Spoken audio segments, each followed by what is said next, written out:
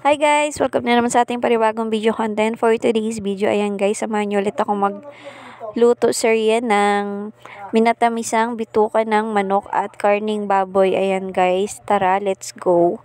Ayan guys, nalinisan ko na to nung binili ko siya galing palengke.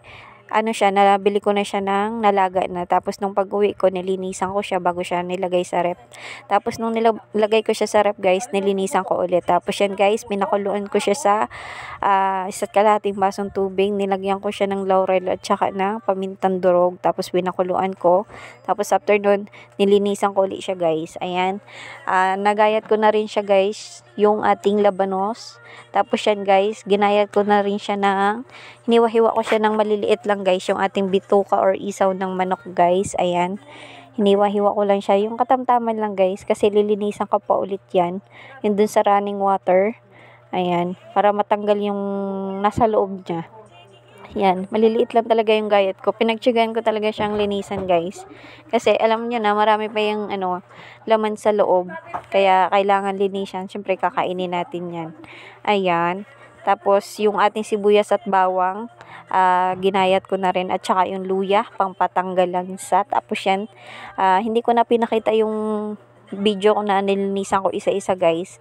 Kasi mahaba yon. Kaya, yan, kinat ko na lang siya sa una lang pinakita. Ayan, nilinis ko sa running water. Tapos yan guys, matrabaho talaga yun.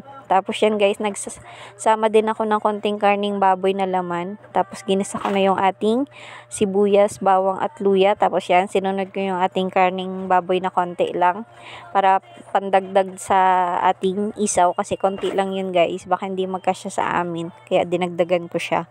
Ayan, ginisa ko lang guys hanggang sa mag light brown. Tapos, isusunod na natin yan yung ating main ingredient na isaw. Ingredients na isaw. Ayan. Halu-haluin lang natin yan guys hanggang sa kunting kulo lang guys kasi luto naman na yung isaw. Yung karning baboy lang hindi.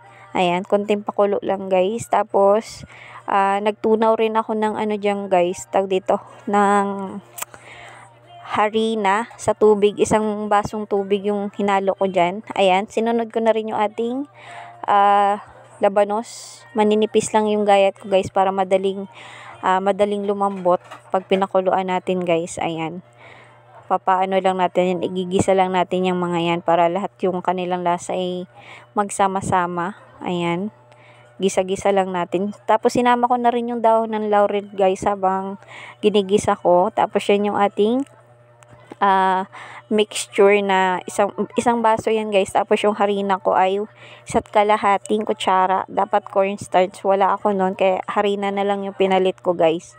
Yan, tinunaw ko lang siya sa tubig. Tapos ilalagay natin siya doon. Kailangan malapot yung ating sabaw ng ating minatamisan. Tapos yan, nagdagdag pa rin ako ng kalahating basong tubig guys. Kasi baka matuyuan yung sabaw. Dapat may sabaw siya. Ayan. Tapos, tinimplahan ko na rin siya guys ng pamintang durog. Tapos, seasoning at saka konting asin. Tapos, yung ating, syempre, hindi mawawala yung ating asukal dyan guys. Naglagay ako ng 3 kutsaritang asukal na puti. Kung depende naman sa inyo kung anong gusto nyo, brown or puti, basta matamis. Wala naman yata asukal na hindi matamis guys. Tapos nilagyan ko siya guys ng suka. Ayan, suka, depende sa inyo. Basta marami yung nilagay ko suka guys para manuot yung mga lasa. Ayan guys, luto na. Ayan, mainit yung ating kanin at saka yung ating minatamisang bituka ng manok or isaw at saka yung ating karning baboy na konti. Ayan guys, yan lamang. Thank you sa panonood. Bye-bye!